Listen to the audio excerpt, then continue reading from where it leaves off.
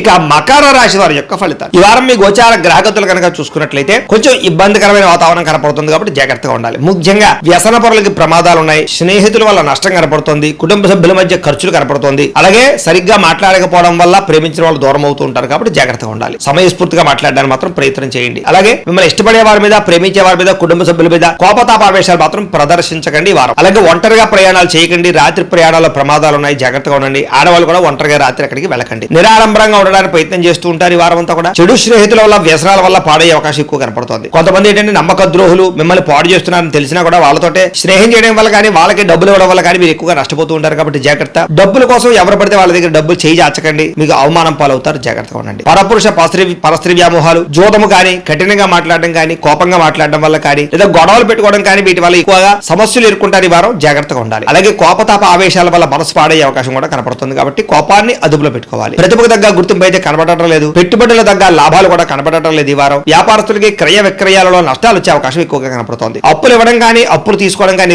ఈ వారం పెద్దగా కలిసి రావడం లేదు. అలాగే విశేషమైనటువంటి స్త్రీ వ్యామోహాలు, పురుష వ్యామోహాలు బాగా పెరిగిపోతాయి కాబట్టి కోరికల్ని అదుపులో పెట్టుకునే ప్రయత్నం చేయాలి. కష్టపడకుండా డబ్బులు రావాలనుకునే మాత్రం తప్పులు చేసే అవకాశాలు ఉన్నాయి కాబట్టి షేర్లు, ట్రేడింగ్ లో డబ్బులు పెట్టే మాత్రం ఒకసారి జాతక పరిశీలన చేయించుకోండి. బెట్టింగ్లు, స్కాముల జోలికి మాత్రం అసలు వెళ్ళకండి. ప్రభుత్వ ఉద్యోగస్తులకి ఐటీ పరమైన దాడులు కానీ, ఉద్యోగ నష్టాలు కానీ, ఉద్యోగంలో అనవసరమైనటువంటి ఇబ్బందులు తలెత్తే అవకాశాలు కానీ, స్వయంకృత అపరాధాల వల్ల ఉద్యోగాలు పోగొట్టుకోవడం కానీ జరిగే అవకాశం ఉంది కాబట్టి చాలా జాగ్రత్తలు తీసుకోవాలి. నోరు జారడం వల్ల, మాట జారడం వల్ల గొడవలు కనపడుతున్నాయి. శారీరక కోరికలు అధికమైపోయే పరిస్థితి, దుబారా ఖర్చులు చేసే అవకాశాలు, భోగపరమైన వస్తువులు, లగ్జరీ వాహనాల కోసం, సుఖం కోసం, తినడం కోసం ఎక్కువ డబ్బులు ఖర్చు పెట్టే అవకాశాలు ఉన్నాయి, జాగ్రత్తగా ఉండాలి. చిన్న చిన్న అనారోగ్య సమస్యలు వేధించడం కానీ, విపరీతంగా డబ్బులు ఖర్చు అవ్వడం కానీ జరుగుతుంది. పెట్టుబడులు పెట్టేటప్పుడు కూడా ఎక్కువ జాగ్రత్తలు తీసుకోవాలి. ఇతర దేశాల్లోని భారతీయులందరూ కూడా ఉద్యోగ నష్టము, సమస్యలు ఎదుర్కొనే పరిస్థితులు కనపడుతున్నాయి, జాగ్రత్త. వివాహాది శుభకార్యాలు కూడా కుదిరినట్టే కుదిరి వెనక్కి వెళ్ళిపోయే పరిస్థితులు కనపడుతున్నాయి. ప్రేమికుల మధ్య అనవసరమైన గొడవలు, భార్యాభర్తల మధ్య తగాదాలు కనపడుతున్నాయి. సమయానికి నిద్రాహారాలు లేకపోవడం వల్ల అనారోగ్య సమస్యలు, అలాగే పిల్లల వల్ల, కుటుంబ సభ్యుల వల్ల సమస్యలు కనపడుతున్నాయని చెప్పొచ్చు. అనవసరమైన పనులు చేయడం వల్ల టైమును వేస్ట్ చేసుకునే అవకాశం కనపడుతుంది కాబట్టి కాలాన్ని వృధా చేయకండి. నిద్ర సరిపోకపోవడం వల్ల ఇబ్బందులు ఉన్నాయి కాబట్టి రాత్రి పెందరాలే పడుకోవడానికి మాత్రం ప్రయత్నం చేయండి.